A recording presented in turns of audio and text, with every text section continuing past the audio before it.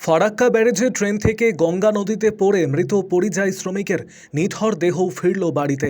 মথুরাপুরের পাঠানপাড়া গ্রামে শোকের ছায়া।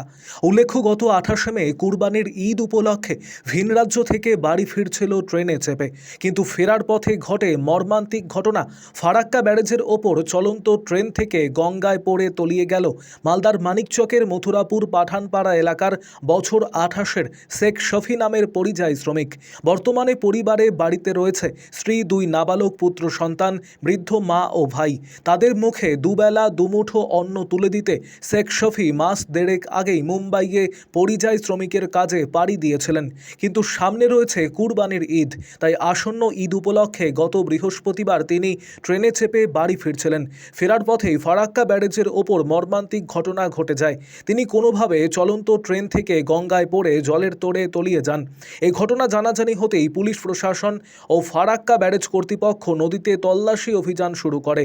অবশেষে দীর্ঘ তল্লাশি এবং অভিযানের পর গঙ্গা নদী থেকে শনিবার সকালে মৃতদেহ উদ্ধার হয় শেখ শফির। স্বভাবত এই ঘটনায় কান্নায় ভেঙে পড়েছেন পরিবারবর্গ। শনিবার সন্ধ্যায় মৃত পরিযায়ী শ্রমিকের পরিবারের সদস্যদের সাথে দেখা করেন মানিকচক বিধানসভার বিধায়িকা সাবিত্রী মিত্র। কথা বলেন মৃত পরিযায়ী শ্রমিকের স্ত্রী, মা ও সন্তানদের সঙ্গে। বিভিন্ন সরকারি সুযোগ সুবিধে পাইয়ে দেওয়ার আশ্বাস দেন এদিন বিধায়িকা। রাজ্য সরকারের ক্ষতিপূরণ বাবদ অর্থের পাইয়ে দেওয়ার ব্যবস্থা করবেন বলে তিনি জানিয়েছেন। পাশাপাশি ট্রেনে এমন দুর্ঘটনায় ট্রেনকে ক্ষতিপূরণ দিতে হবে এই পরিযায়ী শ্রমিকের পরিবারকে, এমনটা দাবি তোলেন এদিন গ্রামে এসে মানিকচক বিধানসভার বিধায়িকা সাবিত্রী মিত্র।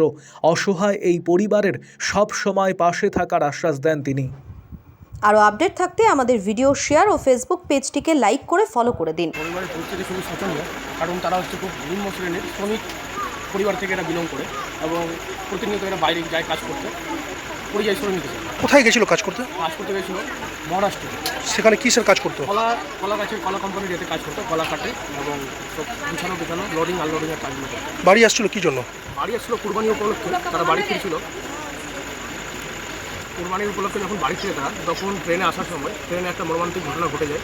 ট্রেন থেকে কোনো কারণবশত তার মাথায় চোট লেগে কিন্তু ও ট্রেনের নদীর জলে পড়ে যায়, ফারাক্কা ব্রিজে।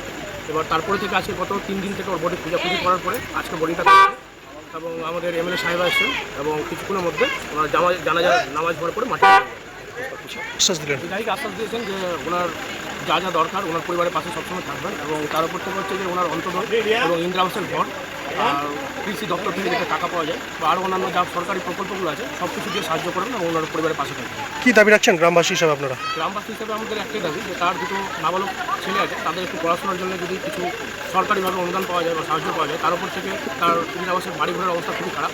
তার যদি বাড়ি পাওয়া যায় এবং অন্তত যদি একটা কার্ড পাওয়া যায় তো আপাতত সংসারটা চলবে, ছেলেদের বড় হওয়া অবধি মোটামুটি ঠিক থাকবে। সরকারি জায়গার উপর নাকি পরিবারটা বসবাস করে? সরকারি জায়গা বলতে একদম বাঁধের উপরে তারা বসবাস করে এতদিন থেকে। তারা বাইরে কাজ করে এখন মোটামুটি একটা এস্টাবলিশ হয়েছে, জায়গাটাকে কিনেছে বাড়ি করার জন্য, কিন্তু আর বাড়িটা করা হলো না। সেই অবস্থা এখন মারা গেছে। আজকে ওর মাটি কী নাম আপনার? তোমার নাম কি? আমার নাম মোহাম্মদ শরীফ। করলাম যেদিন থেকে ঢুকেছে সকালবেলা থেকে খবর করছি, এরা খবর করছে, আমাকে ফোন করছে, আমাদের জোহরখানের ছোটো ছেলেটা ফোন করেছে, মিঠু ফোন করেছে, যে তারপর জোহরখানও ফোন করেছে, এখানকার লোকও ফোন করছে যে ডেড বডিটা যাতে খোয়া যায়। আমি ওখানে এসপিকে বলে আইসিকে, ওখানকার আইসি খুব ভালো কাজ করেছেন এবং ডেড বডিটা উদ্ধার করেছে। এবং যখনই বাড়ি থেকে ফোন যাচ্ছিল তখন মায়ের কিংবা বইয়ের কান্না খুঁজে সহ্য করতেই পারছিলাম না। আমি খুব অসুস্থ কালকে ছিলাম, আমার আসার কথা না। বাড়িতে সবাই একদিকে, আমি একদিকে চলে এসেছি আজকে, যে আমি দেখতে যাব, ওর পরিবারের কাছে দাঁড়াতে হবে। আমি চলে এসেছি, আমি তাদের পাশে আছি। রেলের অ্যাক্সিডেন্টে মারা গেছে। আমার কথা হচ্ছে ট্রেন যখন চলে তখন ট্রেন থেকে প্যাসেঞ্জার নামার পর টিটিরা কেন গেট লাগিয়ে দেয় না? গেটের দরজা খোলা থাকবে কেন? ও সিঁড়ি দিয়ে নেমেছে, ওখান থেকে ও পড়ে মারা গেল ট্রেন থেকে কাছ থেকে। গঙ্গা দিয়ে পার হচ্ছে, অত বড় গঙ্গার উপর দিয়ে রেলের দরজা খোলা ছিল না। আমি রেলকে বলবো ওর ভরণ পোষণ, ওর যা ডিমান্ড আছে সেগুলো রেল দিবে এবং আমাদের যেটা সরকারিভাবে যেটা ডিমান্ড আছে সেটা আমরা করে দেবো। পরিবারের পাশে আমি আছি, আমাকেই তো থাকতে হয়, আর তো কেউ থাকে না। আমি আছি, গ্রামবাসী থাকবে, আর কেউ থাকে না। তো আমরা সবাই মিলে ওর জন্য করছি, আমি একাই নয়, সবাই মিলে আমরা ওর জন্য করব। কজন সদস্য আছে ম্যাডাম পরিবারের অবস্থা কি? পরিবারে 2 ছেলে আর মা আর স্ত্রী আছে। 2 ছেলে খুব ইনোসেন্ট বাচ্চা ছেলে, পড়ে আর টুয়ে না এরকম পড়ছে।